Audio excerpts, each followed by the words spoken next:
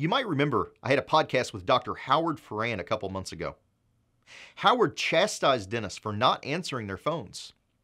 He said the front desk is a part of the sales and marketing systems, and too few dentists take it seriously.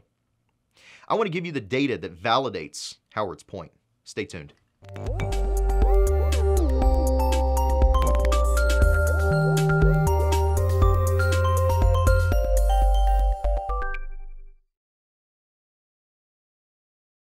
Hey, Colin, receiver here.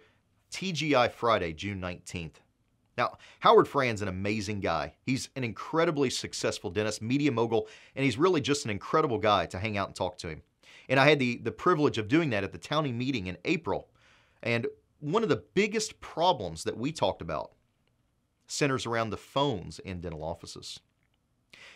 Dentists close their phones for lunch.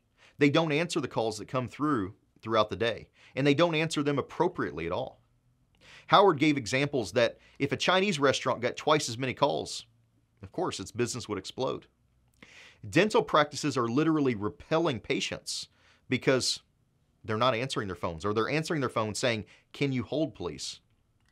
Dentists don't answer half their calls, and they can't understand why they don't have revenue, why they don't have new patients. Dentists need to change this culture, and it all starts with the doctor, according to Howard. Dental practices need to make sure that someone answers the phones before and after work, during traditional work hours, and during lunch. Recently, another dental marketing firm released some stats that back up what he said and confirm what we see from some of our own clients. They said they had a client who got more than 200 phone calls in a campaign year and convert 50% of those into new patients.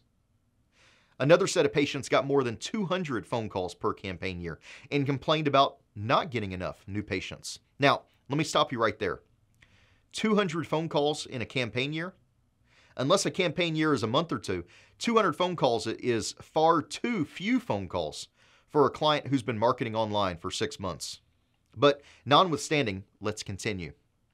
The difference, they said, is whether the client emphasizes phone call conversions. They found that none of the clients were listening to phone calls, and about a third didn't start listening even when they told them that their phone staff was not doing a good job. 10% dropped the phone recording service altogether when mistakes were pointed out. Now, I've got to say, we have clients who don't listen to their calls too.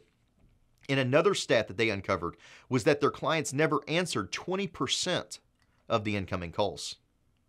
Most of those were because the office was closed, early, late, or during lunch. And this is right at Howard's point.